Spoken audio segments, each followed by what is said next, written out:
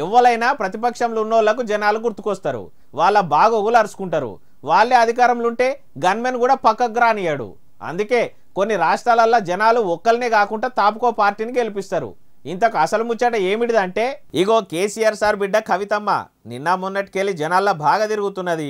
ఎందుకో తెలియదు కానీ కొన్ని రోజులు సప్పుడు దాకానే ఊకున్నా ఇప్పుడు మంచిగానే తిరుగుతున్నది జనంలా.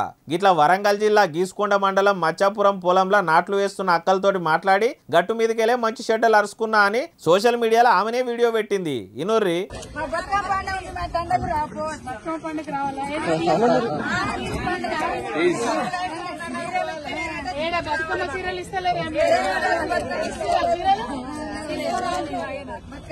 బాగున్నారా మేడం? బాగున్నామా, మీరు బాగున్నారా?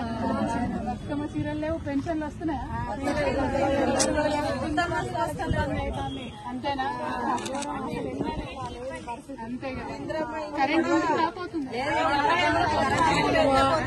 వీళ్ళు భర్త చనిపోయి సంవత్సరంన్నర అవుతుంది మేడం. Pension ఇస్తలేదు madam. అక్కడ ఆమెకు ఆడపిల్లలు అబ్బాయిలు కూడా వస్తలేదు. మనిషికి 2500 ఇస్తామన్నారు.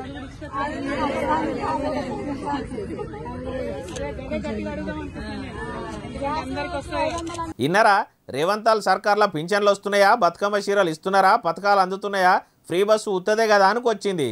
అయితే ఓడ మీద ఉన్నంతసేపు ఓడమల్లన్నా, ఓడ దిగినాక బోడమల్లన్నా అన్నట్టు అధికారంలో ఉన్నప్పుడు గిట్లా ఎందుకు రాలేదు, బురద అంటుతుందని గట్టు మీదకెళ్ళే మాట్లాడుతున్నావా మేడం అంటున్నారు వీడియో చూసిన వాళ్ళు కింద కామెంటింగ్లా.